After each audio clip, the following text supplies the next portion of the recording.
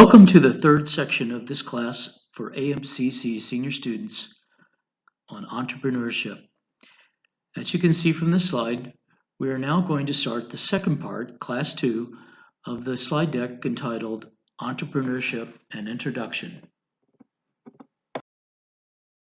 In this slide, we show the contents of the class that we're going to discuss now. We covered this material a little earlier in the first class, the first half of this presentation, so I won't go through it in detail. But this time, we're going to drill down deeply into innovation. What is innovation? What types of it? What markets do you address with, and which ones don't you? And how do you conceive it, commercialize, and grow it? Then we'll also cover the business plan. This is really where things get tough. We really need to work hard to develop a good quality business plan in order to be successful in business. So we'll focus on that to include the 15 critical questions for startup success. So by the time we finish Class 2, we will have gone through 4 separate presentation sections. And, of course, we will have quizzes associated with each section. That'll cover all the topics we described on the prior slide. Once you complete Class 2, you will have a full understanding of how to include innovation in your business model and to build value around your innovation. We'll give you some great examples to show you how that works. The next thing you will learn is about the importance of what we call an entrepreneurial financial multiplier. This is a relatively novel concept and something that we believe is very important to building a good quality business and a good quality business plan.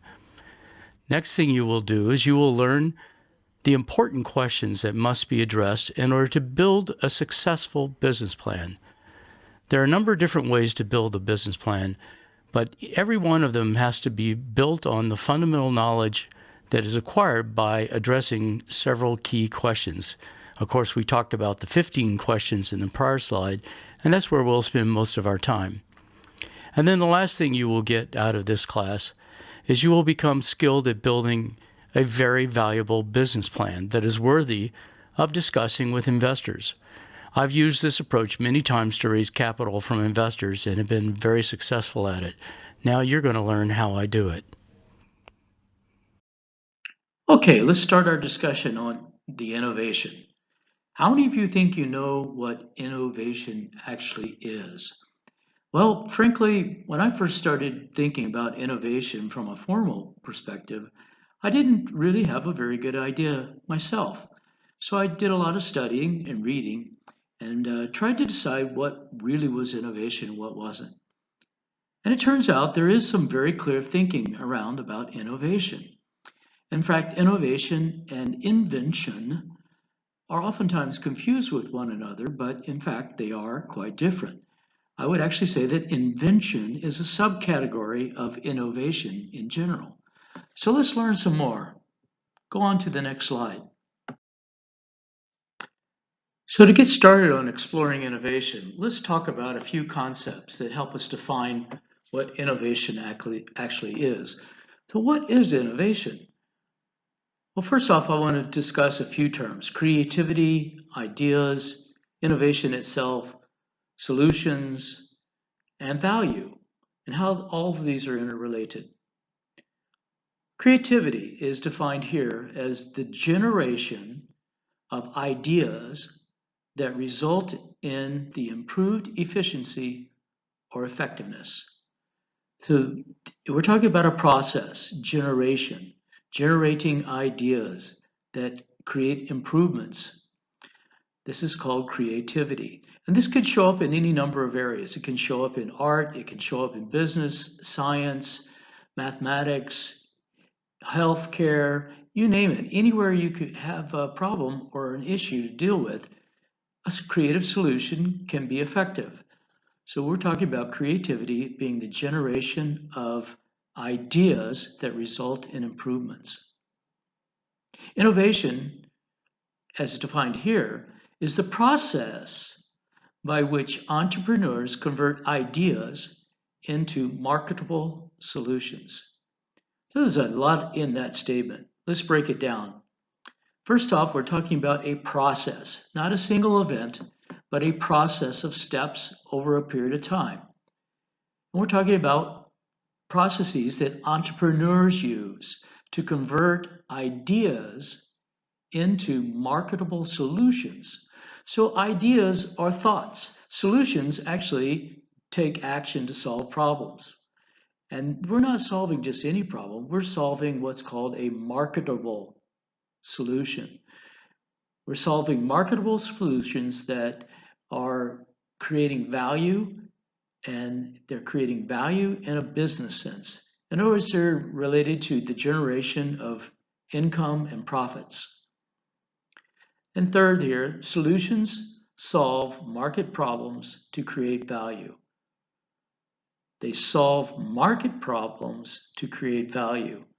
So in terms of entrepreneurial innovation, we're talking about a creative process of coming up with ideas that improve efficiency or effectiveness in a way that takes us toward a marketable solution. And that solution ultimately creates value. It generates income, it generates profit, it helps save time, it helps save money. At the end of the day, it improves people's quality of life. So we're using an idea to convert problems into solutions, which in turn create value. So as you see on this slide, we're basically saying that innovation is a process by which we create value. And here we're defining value very simply. We're saying that you find a problem and add to it an innovative solution, and you're going to equal value creation. And this is a basic principle to building businesses, to entrepreneurship, is you find a problem, you innovate, and you create value. So in this case, we're talking about innovation. So how does the entrepreneur determine if there is an idea that will create some sort of innovative solution? So this is not an easy thing to do. This is really where some of the problem lies in being a creative entrepreneur. So let's dig into it a little bit more. Now we're going to look at requirements for commercialization. Not every innovation can be commercialized. In fact, a lot of innovations cannot be commercialized. So let's come up with a list of items that we can look at to say whether or not an innovation will in fact be something that we can commercialize. In other words, something we can build a business around. If we're an entrepreneur and we're going to start a business around some form of innovation, we need to know, can we in fact make money off of this? Can we generate income, and can we generate profits? So let's go through 10 items that we can measure that will tell us that. The first one is realistic.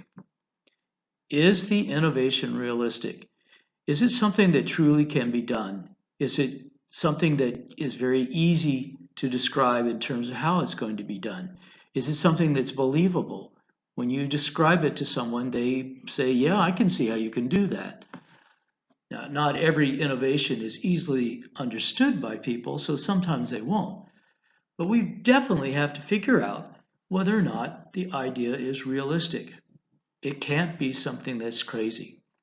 For example, saying that we're going to build a rocket ship to go to Venus, the planet Venus, is not very realistic. It's possible, but it's going to cost a lot of money, a lot of time, and it's very unlikely to produce much value. It's not very realistic. However, on the other hand, saying you're going to build a rocket ship that's going to go to, say, the moon is very realistic. We know it can be done, it has been done, and in fact, there's a lot of people working on doing it now. The next requirement for determining whether an innovation is in fact something that can be commercialized is to see whether or not the innovation actually meets a customer need today. It can't be a need that will develop maybe 10 years from now. That's not very useful. It needs to be something that's very timely. It's best if you actually hear people talking about the need and talking a lot about it. Then it'll be pretty clear that there is a customer need. Now, the innovation, it has to address that need. On the other hand, there is something to be careful here. Many times innovations are so unique and so different that people don't even realize that they would be something they value or that they even need.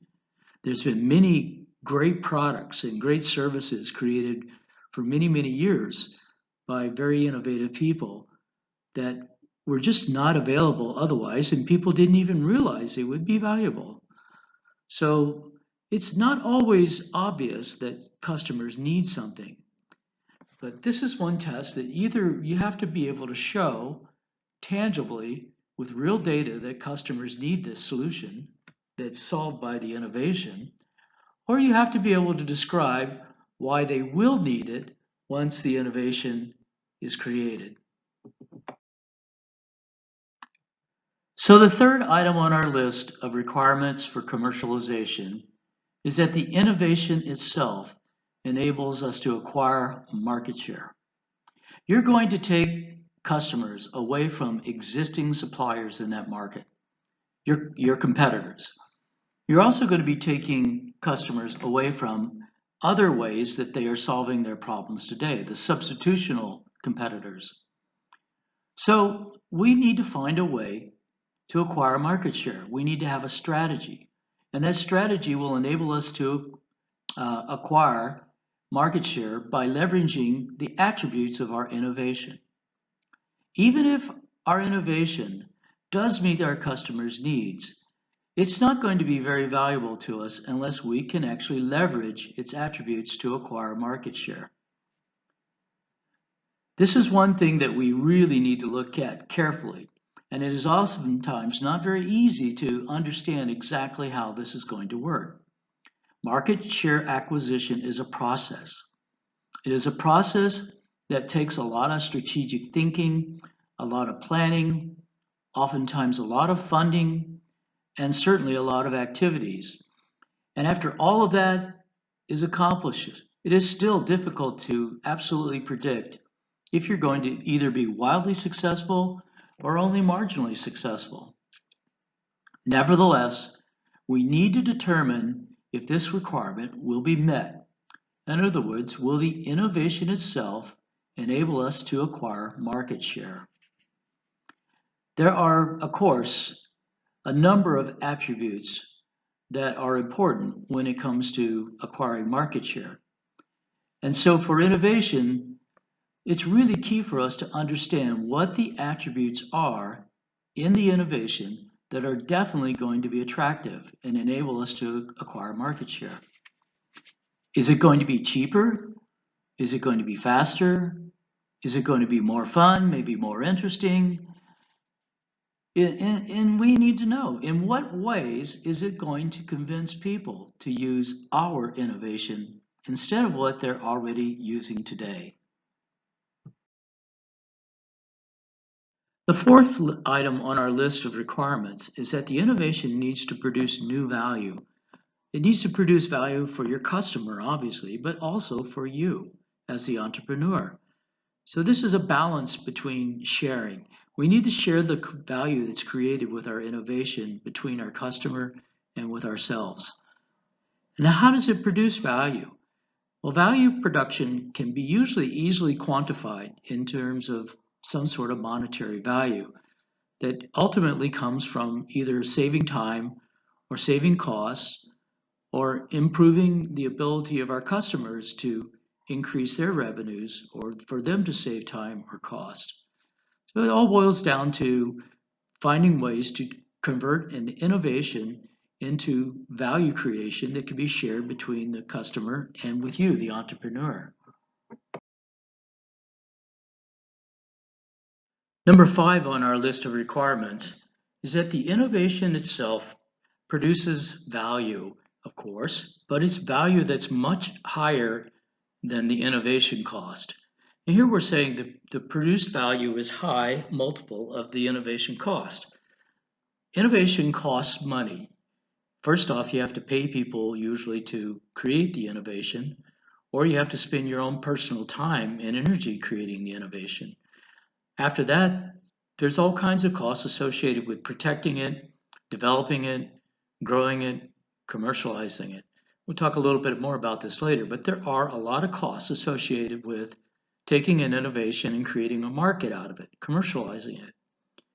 The value that we get from that cost should be substantially higher multiples than what it actually costs to do. Otherwise, it's not really worth taking the risk. And this is something that's key to building what we call a financial multiplier, we'll be talking about later.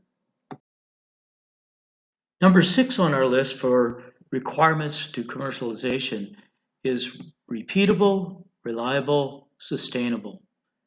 In other words, it's something that we do multiple times, not just once, not just a few times, but preferably something we can do literally thousands or millions of times. And we need to be able to do that reliably. It's something that every time we try and do it, it comes out to be almost exactly the same result. So it's very reliable, very predictable in terms of how our revenues and our profits are going to be affected by the innovation. And then finally, in order for it to be repeatable and reliable, it also needs to be sustainable. This means that it can be done without much additional input or much additional investment. It's something that we can do repeatably and reliably, and it basically doesn't need much support beyond that. It's sustainable. It takes on a life of its own effectively. Our next item on the commercialization requirements list is produces enough value to meet provider goals. So you being the provider, the entrepreneur, certainly have goals. You have personal goals in your life that you want to achieve.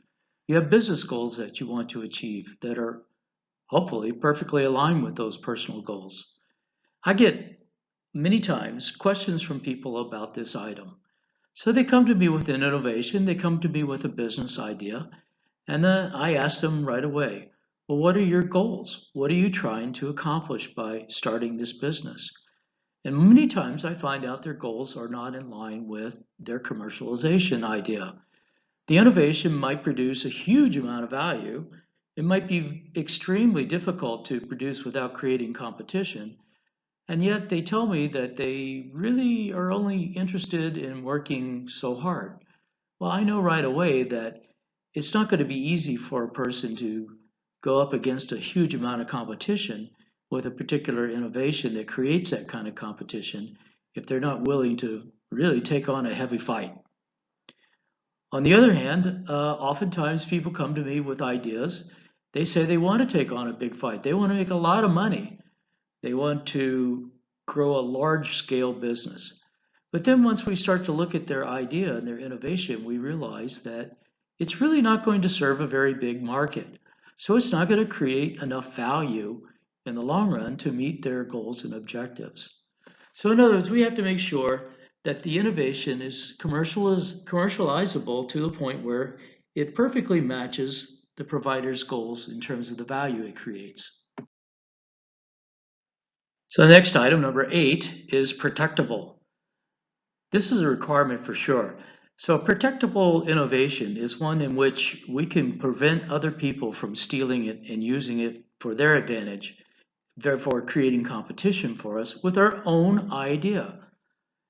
And this is something that we have to think about. There are a lot of people who come to me with an idea. They're very excited about it, but they never think about whether the idea is protectable. So, for example, many years ago, there was a really great product on the market. It was a flower. It wasn't a real flower, it was a fake flower. But the interesting thing about it is the flower played music and it danced to the music. It was a great idea. It turns out, though, it wasn't very protectable. It was something that was very easy for people to make and manufacture and sell. In fact, it didn't take long. It was eventually all over the world. It probably took no more than about 2 months where I could see this dancing flower almost everywhere. Next thing you know, there were all kinds of different things that were dancing. But nevertheless, it was definitely not a protectable idea.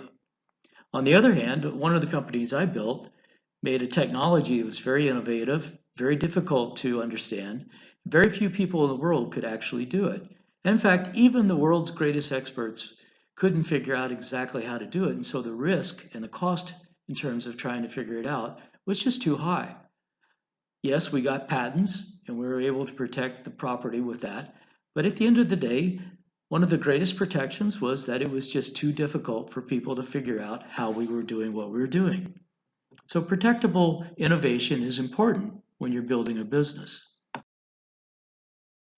Number 9 on our list of requirements is that the innovation either creates or it enables us to create barriers that keep the competition from trying to take our market share once we've developed it. There's a lot of innovations that do, in fact, create their own barriers, like the one I was just telling you about with the technology. It was so difficult to understand by the competition that, in fact, it created its own barrier. It was that clever. On the other hand, it also lent itself very well to doing patents, and so it enabled barriers as well. The dancing flower, not so much. The dancing flower was easy to reproduce, lots of people could make it, ship it, sell it all over the world. It wasn't something that was easy to patent or protect, even if you had patents. So barriers to competition are key. Once you spend a lot of time and effort and money building a valuable innovation into a business, the last thing you want is for somebody to come in and take your idea and put you out of business with your own idea. So barriers are important. And finally, the last item on our list, the innovation needs to be commercializable in a way that we can ultimately create our long-term goal. We can achieve our long-term goal by harvesting the value that's created by the innovation. Now, there's a number of ways to harvest value, so I'm not going to necessarily say that one is better than another, but ultimately, it has to be something that is measurable. Is it cash flow? Is it profit? Is it a value that we acquire when we sell the company?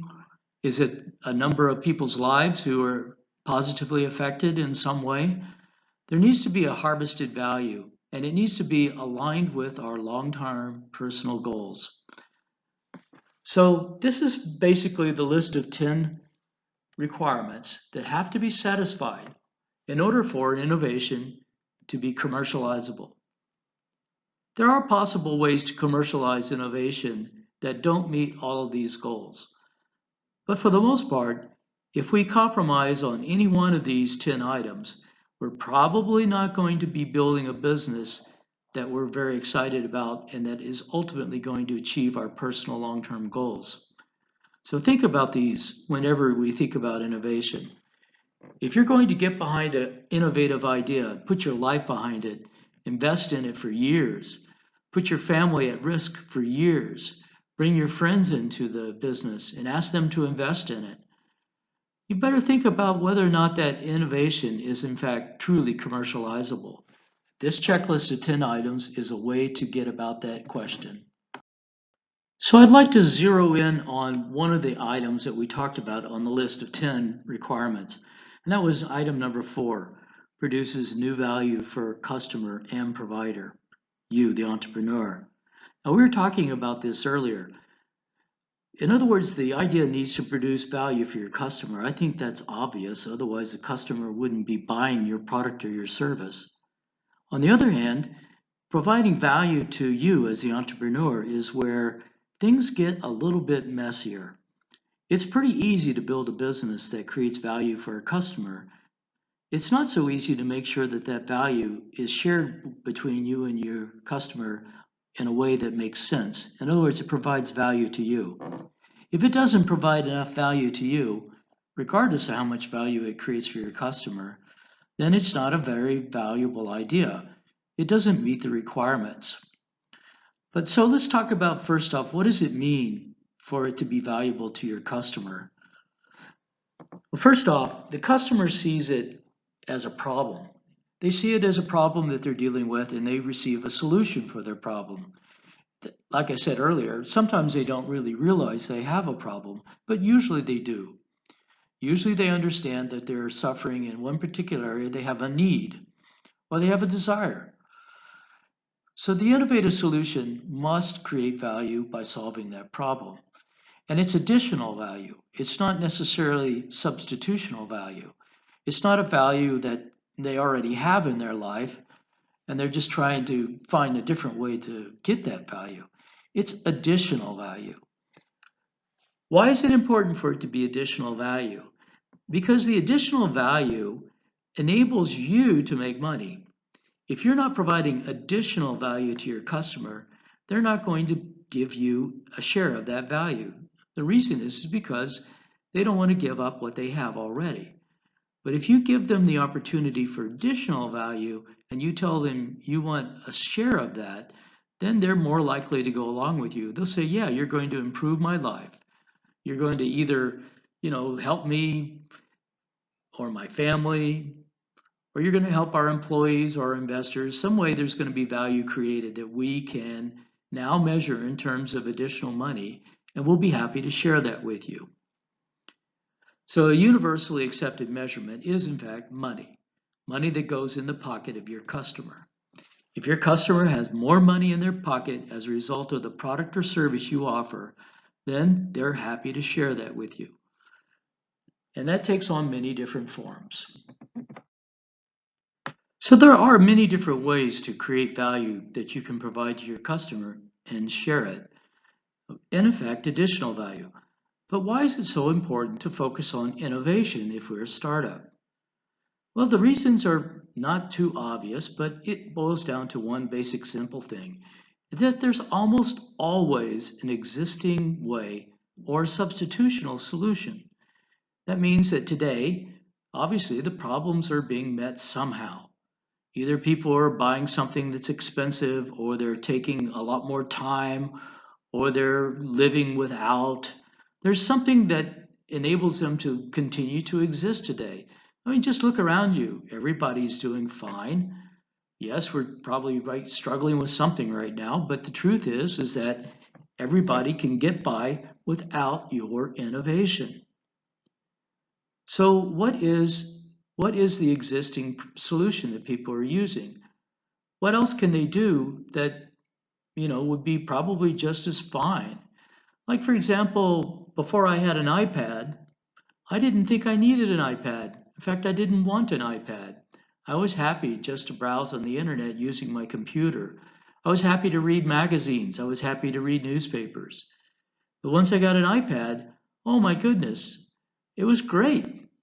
It saved me a lot of time. It was much more comfortable, more intuitive, much more powerful. I could access all kinds of information and enjoy relaxing in my home, sitting in a comfortable chair. So I already had existing solutions. In fact, there were other ways I could have solved that problem. But the iPad was a great, elegant, and perfect solution for what I had as a problem at the time. And frankly, didn't even realize I had as a problem.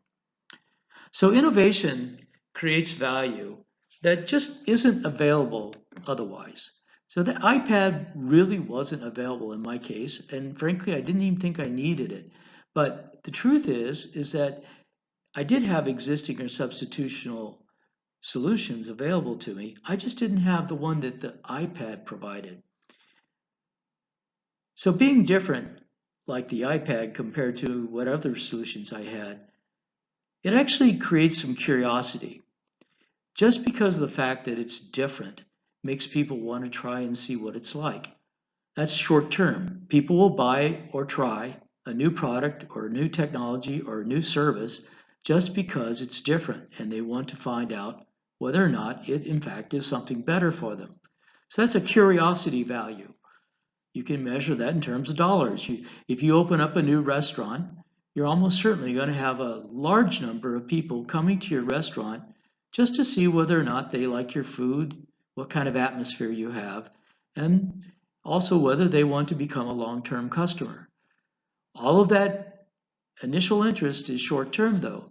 If people don't see something that is new and different that they can't somehow get somewhere else, they're not likely to come back. Those existing restaurants or the other substitutional ways of getting food, like eating in the home, are going to be seen as much more valuable to them than spending time going to this new restaurant. But if your new restaurant or your new idea, your innovation is in fact disruptive, it completely changes the way people see their approach to life or what they do in their life, then in fact it has a great chance of being a very valuable solution. For example, the iPad, again, was a very disruptive solution. The internet was very disruptive. It changed the way we live our lives entirely. When it comes down to things like cell phones, very disruptive, completely changed the way we approach our everyday life. These are innovations that have made huge changes in the quality of life that people enjoy from a day-to-day basis. Then the innovation must create some sort of long-term competitive advantage. Again, this gets back to barriers and lack of substitutional solutions, things of that nature. You need to have the confidence that your solution, your innovation, is going to be sustainable. It's going to be there for a long time. Otherwise, it's not really worth it. It could be possibly removed from the market by competition. Somebody could come along and do almost exactly the same thing. Or possibly, if it's in a field where innovation happens rapidly, then the life of that innovation is not going to be long. For many, many years, I produced solid state memory products like they're called DRAMs, SRAMs, EPROMs, flash memory. All these products are great. They're very innovative, require a lot of creativity, a lot of hard work, but they usually have a lifetime of only about 2 years. So literally companies build these products, they invest hundreds of millions to develop them. They in turn invest billions of dollars to produce them, but they only last in the market for about 2 years. So yes, they're very innovative and they do create a huge amount of value, but one of their biggest weaknesses is it's not long term. So think about that when you're pursuing your innovation. Is it going to be quickly removed from the market due to competition or due to new innovation? You want to try and find market applications and innovations where that's not the case. And so this is necessary, all these things above, in order to acquire and sustain new customer relationships. In other words, you've got to have a curiosity value that's going to initially attract customers, something that you can market pretty heavily.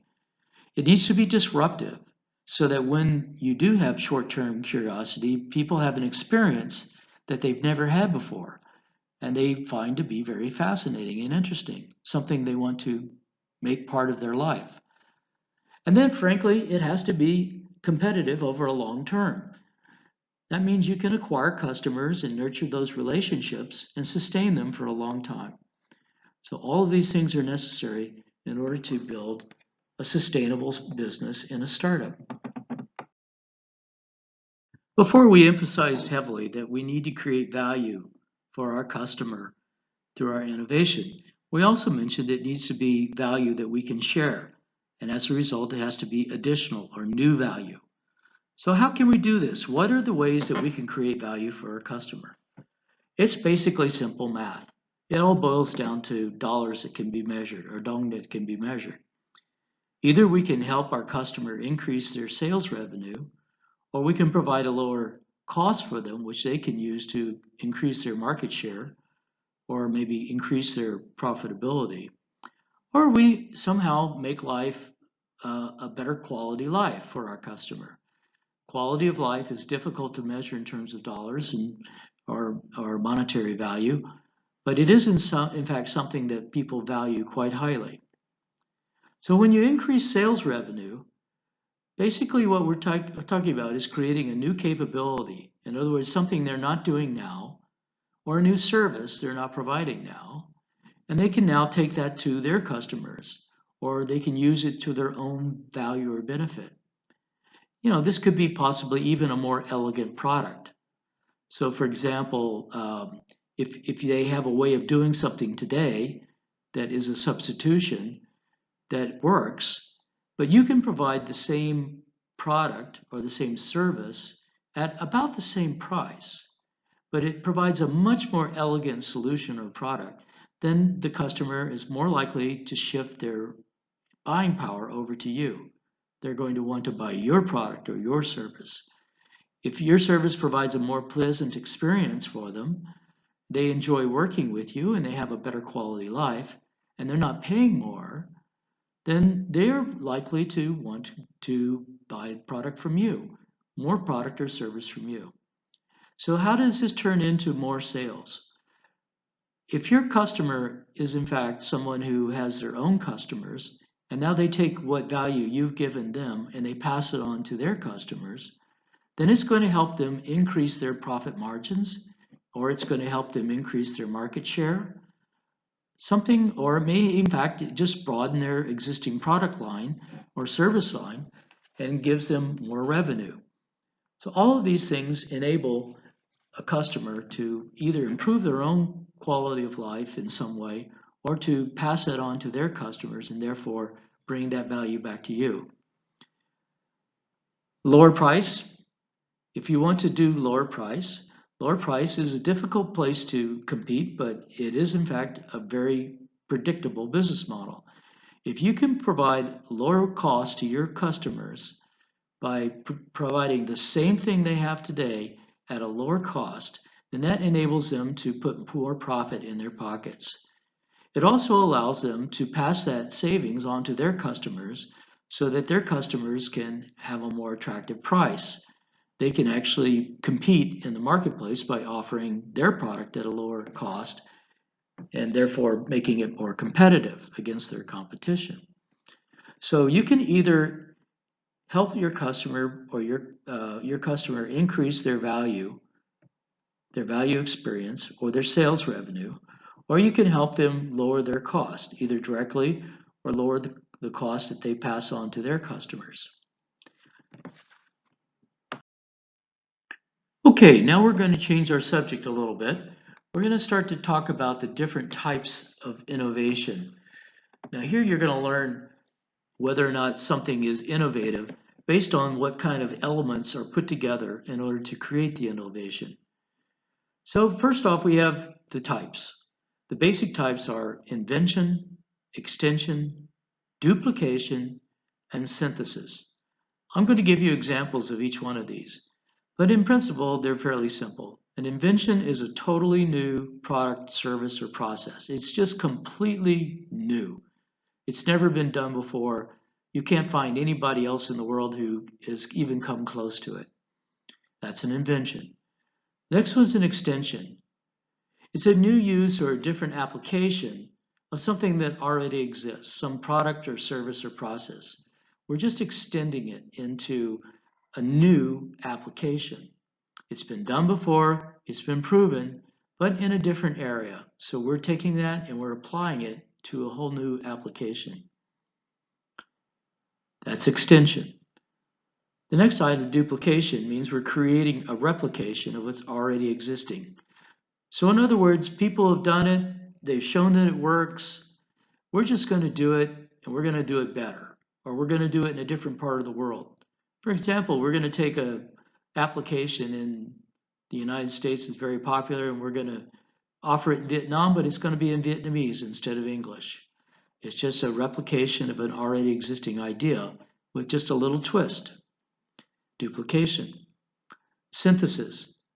And synthesis is a combination of existing ideas to form a new or a new use. So the problem is synthesis happens at almost everywhere you go. But what we're talking about here is the innovation of synthesizing things in a way that people had not imagined before. I talked about the iPad, and for the most part, if you open up an iPad, you're going to see a lot of components, electronic components, that pretty much you could find almost in any product of similar nature, almost any type of computer. And the difference is that they're combined in a way that's unique. It comes up with a whole new way of synthesizing an innovative product by combining existing concepts.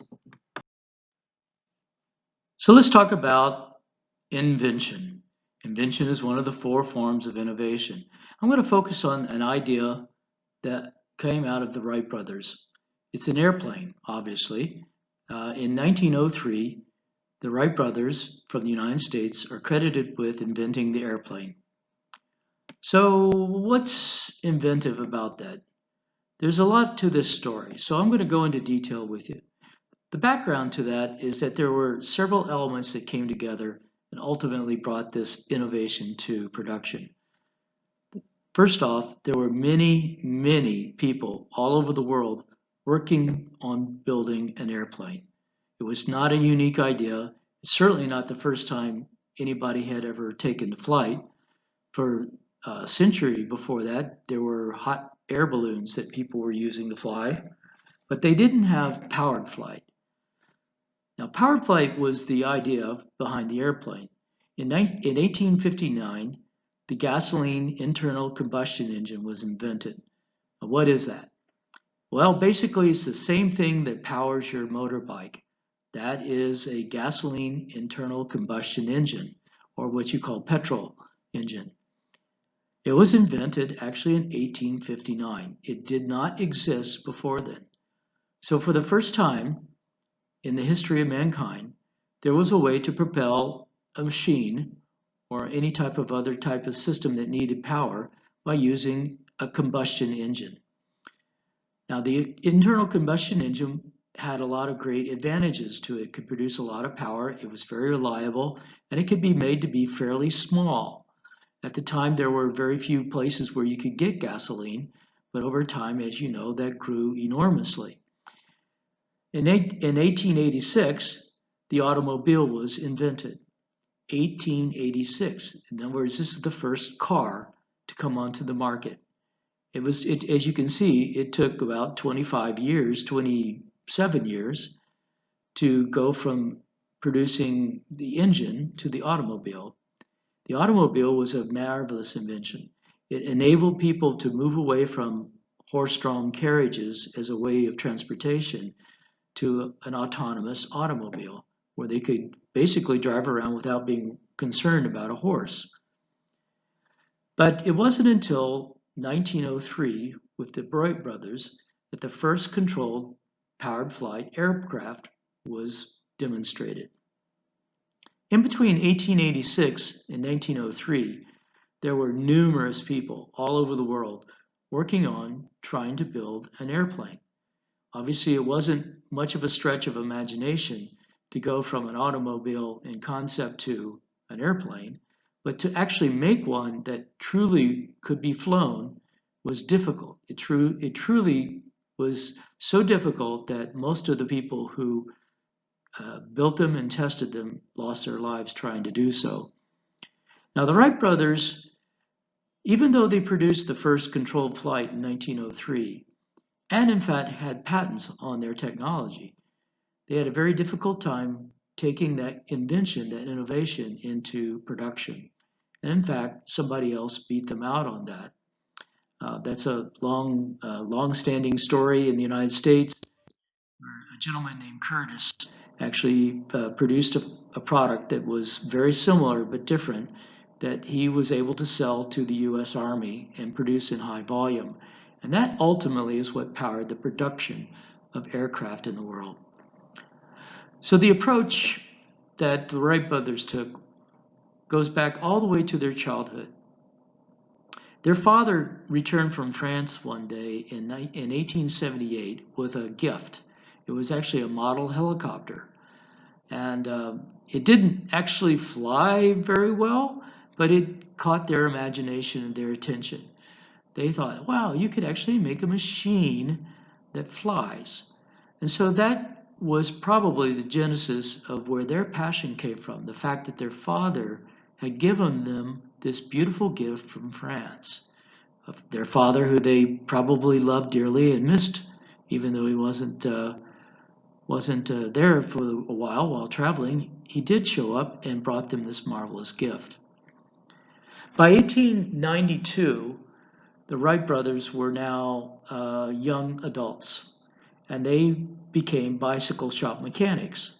So bicycles were very popular back in the 1890s, and they did repair. They actually built them and repaired them for the most part. And so they were extremely skilled at working with mechanical equipment. They had a great shop, they had wonderful tools and wonderful skills, and they became very inventive. they started inventing things in their bicycle shop based on equipment. While they were doing it, they did so in a way that was very scientific. It wasn't intuitive. It wasn't based on saying, oh, we think this might work, and then trying it. No, they took one step at a time, very small steps, and added each time by pushing through new ideas step by step. And eventually, this methodical process enabled them to do research and testing in a very iterative fashion in a way that ultimately led to a successful invention of the airplane.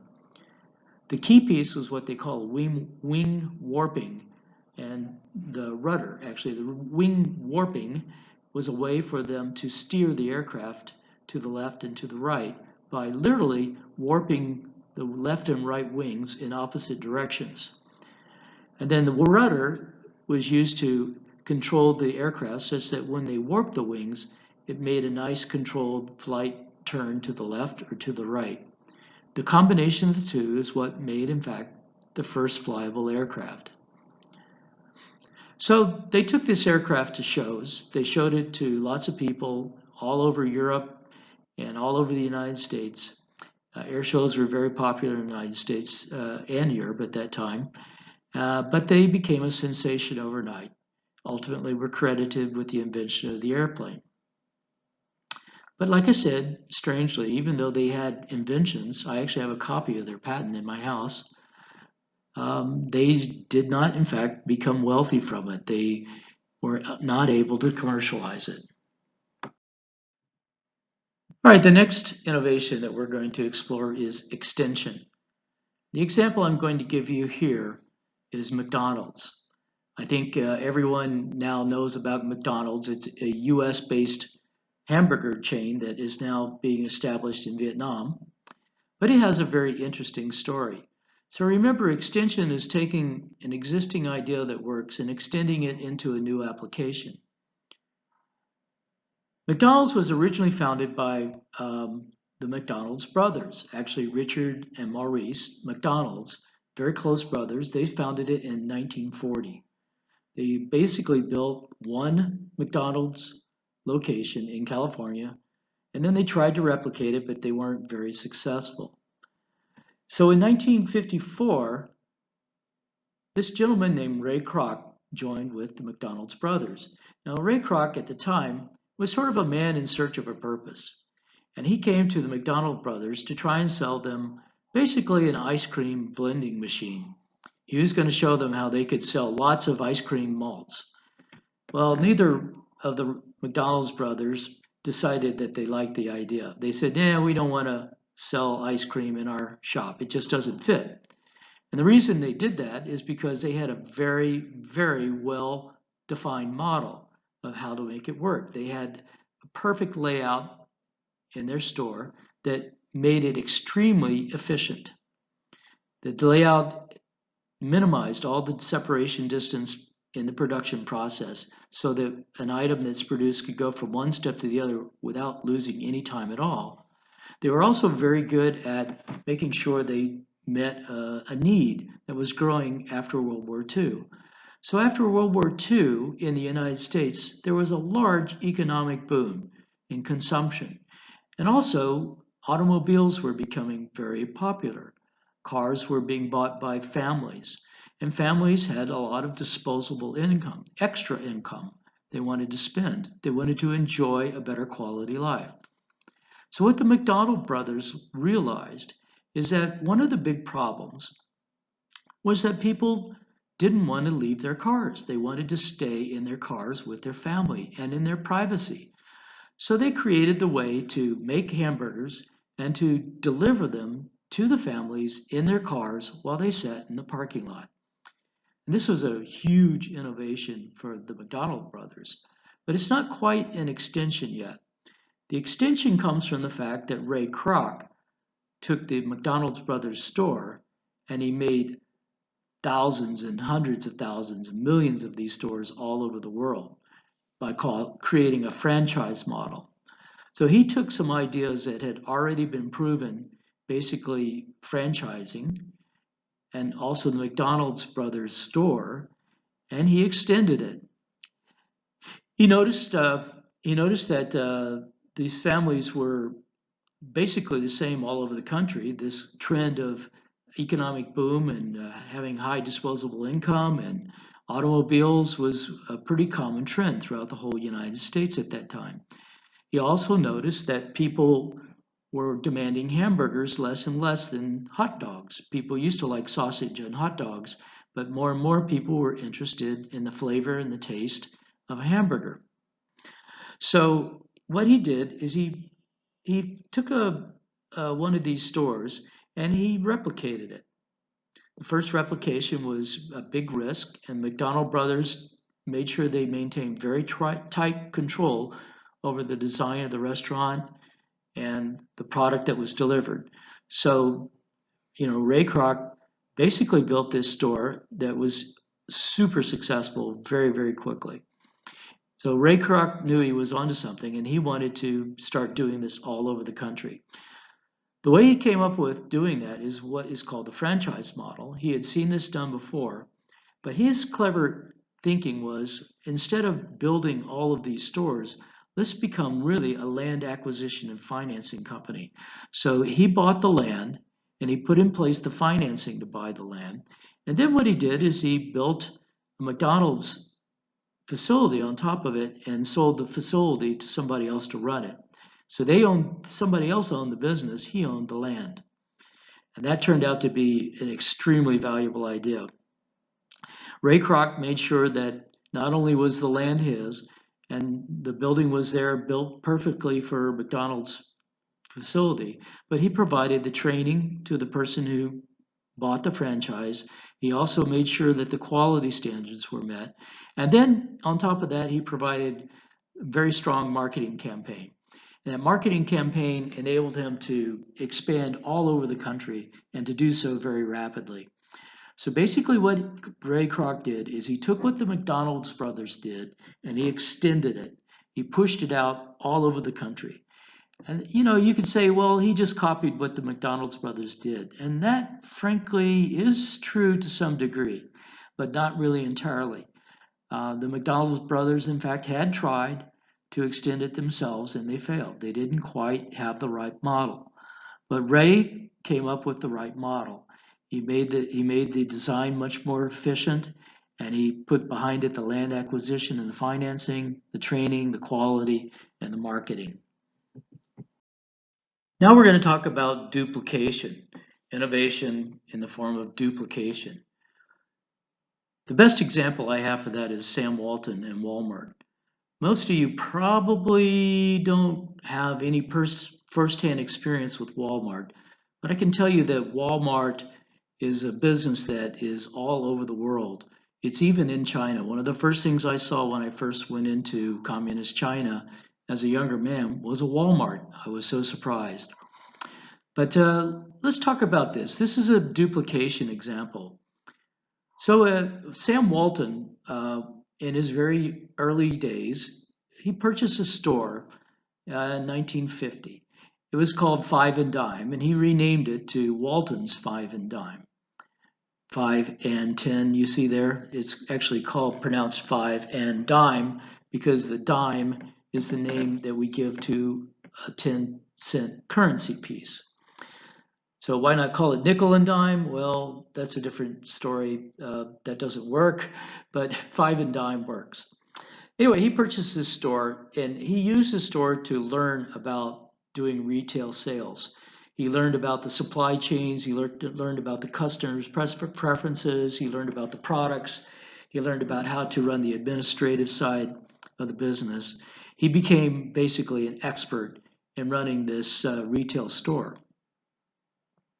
So 12 years later, he opened his first, what he called chain store, and he called it Walmart. Basically, this was his second store. He called it Walmart. And this store was a little different. It was designed from the beginning to be something that he could replicate and produce over and over again. So he would duplicate this model over and over and over again. It's a lot like the franchise, but it's not the same. This is where he actually owns the stores, or Walmart owns the stores. And in doing this, he figured out that he could adopt what's called the low-cost strategy for expansion. And I'll get to the details in a moment. But basically, he said, we're going to compete by saying we offer the lowest cost. And that turns out to be very attractive for the retail product lines that Walmart carries. Why would you want to pay more? Of course, you don't want to pay more. You go to Walmart and buy lower for the same product. And then he would add stores by buying new land, growing them one by one. So by 1985, which is now 23 years later, he actually started to become international. He opened his first store in Canada. So he went from the United States to Canada basically in 35 years. He bought his first store in 1950, and 35 years later, he opened his first store in Canada. And now today, Walmart can be found in 28 countries with over 11,000 stores. That's quite a lot of duplication. Well, how did it work? Well, it wasn't very difficult to understand his model, but he basically applied the same model consistently over and over and over again, making it more and more efficient, more and more productive each time. So his bottom line strategy ultimately boils down to one statement: consistently grow 12% per year. Consistently grow 12% per year. Now, when you're small, 12% growth is not hard. As you get to be larger, that becomes more and more challenging. But 12% growth is, even so, still a fairly healthy amount of growth. If you can grow 12% per year, you're going to be a very attractive company if you can do it consistently year after year. Also, his low-cost strategy, which we talked about earlier, basically enabled him to produce low prices. Well, how did he get those low prices? By lowering his costs. Basically, he ran at very, very low profit margin. He knew that the low profit margin would enable him to undercut competition and sell more product. He was selling retail products that could be sold in high volume, and so low profit margin equal to high volume, which ultimately resulted in high total profit. He also minimized his overhead cost. The overhead costs of Walmart are extremely low. I mean, overhead including accounting and executive management and shareholder communications, things that don't actually produce value from product sales.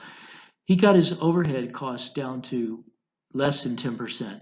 In fact, I don't have the numbers in front of me here, but I think his overhead costs now run around 2%. It's amazing. Exploit the supply pricing softness. Now, we'll talk a little bit more about supply softness in the next few slides. But basically, what he did is he noticed that he could identify products that had a lot of different supply options, which means that there was a lot of competition. So with a lot of competition, he can utilize that to get the best quality product at the lowest price. And he can go to each of the suppliers and tell them that's what he's doing. And ultimately, the suppliers will do everything they can to give him the lowest possible price, which is his cost. Ultimately, that allows him, with this low profit margin strategy and low overhead, to provide product to his customers at extremely low prices. And that's basically how he gets his low price strategy. Beyond that, as the company grew over time, he gained what is called economies of scale. Economies of scale means that he bought from very high volume producers that were able to spread out overhead costs over a large number of components and therefore keep their prices low as well.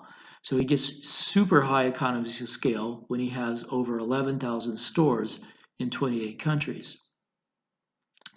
And like I said earlier, this whole process basically gets improved all the time, constantly improving, getting better and better supply chain management, overhead cost management, things like that, in order to consistently grow 12% per year, while at the same time offering the lowest price to his customer base. One other key strategy, which isn't quite directly related to cost, is his market placement strategy. And what Sam Walton did is he made sure he put Walmart stores in locations that were soft. In other words, there weren't a lot of efficient competition. Usually there were, of course, other stores that provided the same or very similar products. So he wasn't going into the markets with a new product. He wanted to go in the market with the same products at a much lower price. But that strategy doesn't work if he goes into markets where the pricing strategy is already being put in place by the competition.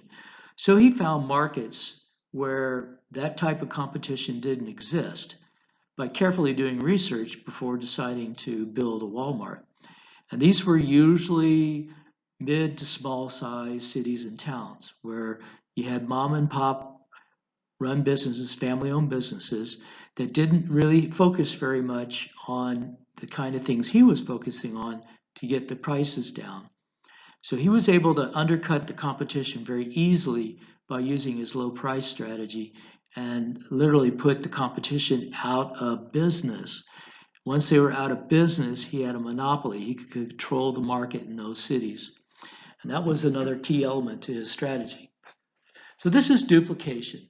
He basically built one store that worked really well, learned how to do retail sales in that store, and then just duplicated it over and over and over with a consistent growth at 12%, getting better and better each year.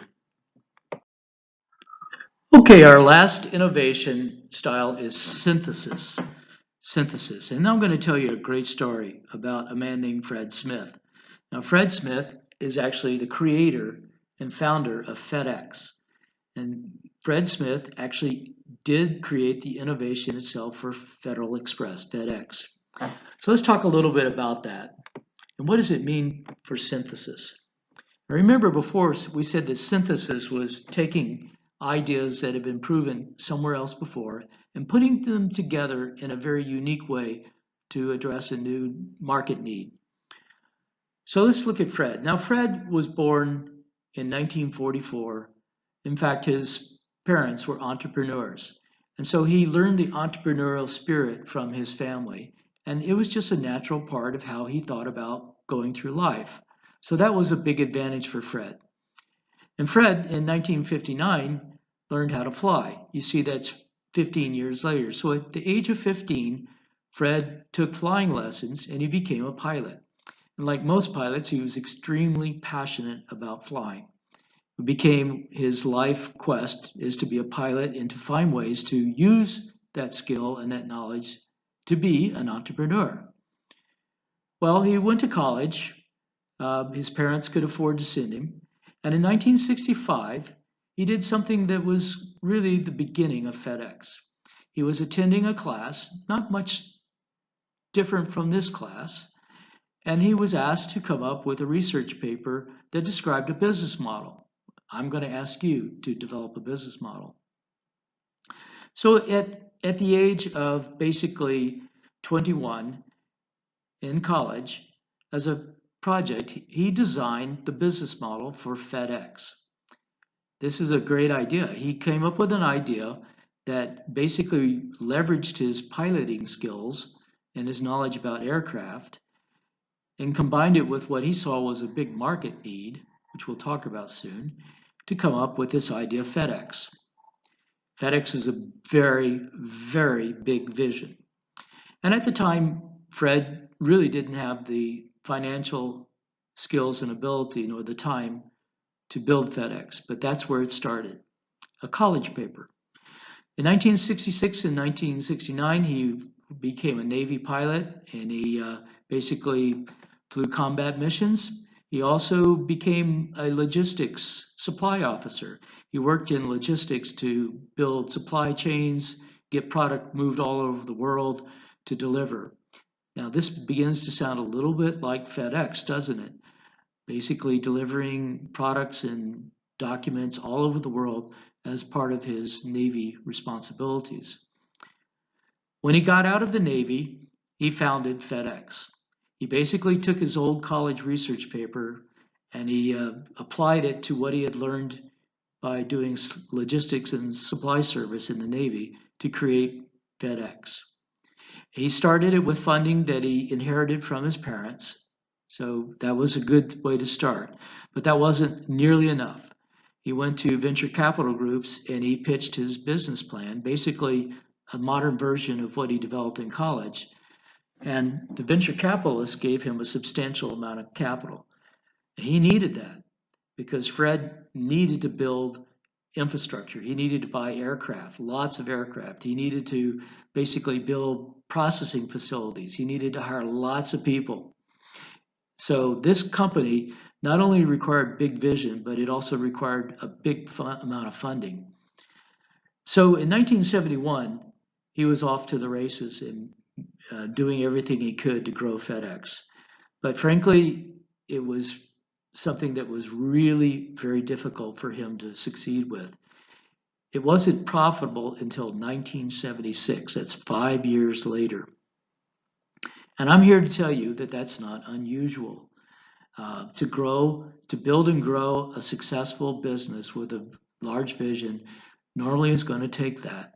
It doesn't happen overnight. So let's talk about this. Why did FedEx ultimately become so successful, and what is it about it that leveraged the idea of synthesis? Well, Fred had noticed all the way back to college that there was a growing need to move business documents around the United States and to do so as quickly as possible. At that time, business documents were being shipped around the country by the federal postage system. Basically, we call it the post office. But the post office at that time was extremely inefficient. It took days, if not weeks, to deliver a package or a document from one side of the country to the other. And Fred realized that the reason that was happening is because the postal system was just not designed well to do any faster. It had a lot of complicated structures, a lot of different pieces. It wasn't well focused, and organizing it in a way that would speed up the process was just not possible. So in college, he designed FedEx with the idea that it was primarily going to be delivering business documents overnight. And the whole system was designed to do just that. He needed a dedicated fleet of aircraft, and that was not something that was new, but to take aircraft, which were largely used for transporting people, and to build a fleet of them just to deliver documents was a fairly innovative idea. And then he also developed a package tracking system, which allowed him to make sure he knew where a package or a delivery document was at all times, and that if it got stuck for any reason, that the problem was addressed immediately. And after that, he came up with something that was very similar to what was being used in the banking system at that time. Basically, what's called centralized check clearing. So in that day, people would send money from bank to bank or banks to persons by writing out a check and then delivering that to the recipient. The check was just simply a piece of paper that described in a very formal fashion how much money was being transferred into who. This is still in use today, in fact, for the most part, all over the world. But increasingly now, it's not very common. But back then, it was common. In fact, it was the primary way that money was transferred. And what happened was somebody would write a check, and then all of these checks all over the country were being shipped to a centralized location, one location in the country. And then that location, massive location, would process all of these checks to make sure that the funds were transferred from one bank to another. So that centralized processing actually enabled things to go a lot faster and much more efficiently for the banking system. He took that same idea, he combined it with a fleet of aircraft, and came up with a package tracking technology to create the business model of FedEx, all with the purpose of getting packages delivered on time and overnight. So next thing you know, once he had it going, he started to find other applications.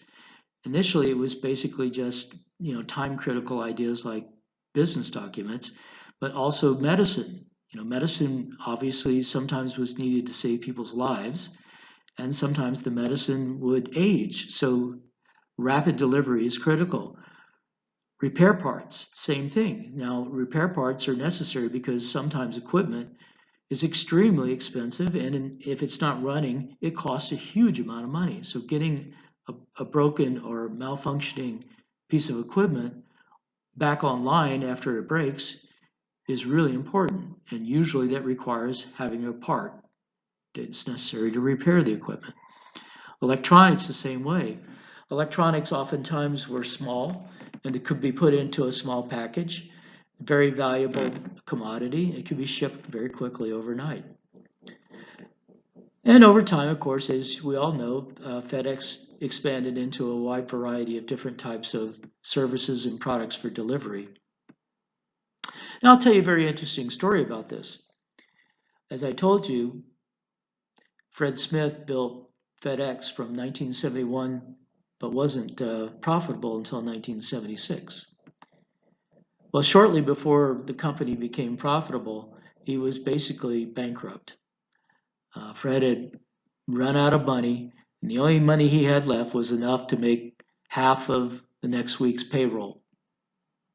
So he knew he either had to lay off half the people or find more money. And at that point, nobody was interested in giving Fred more money. So Fred was trying everything he could to find new customers that could help fund the business, and he wasn't being very successful. On his last trip, in doing that, he flew through Las Vegas, which is a location in the United States that was famous then for gambling. It was one of the only places in the country where you could go and do legalized gambling. So Fred stops at Las Vegas en route.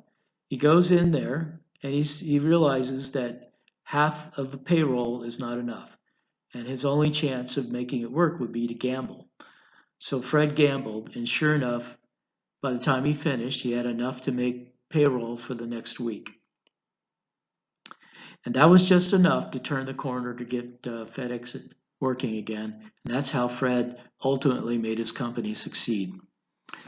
So that is a great example of synthesis, where Fred put together some ideas that were proven in bank centralized clearing, and also some sort of dedicated aircraft fleet. He took that from the aviation market largely for people, and he came up with a packaging technology tracking system, which again wasn't unique either, but he applied it in this case, all to create the new idea of FedEx.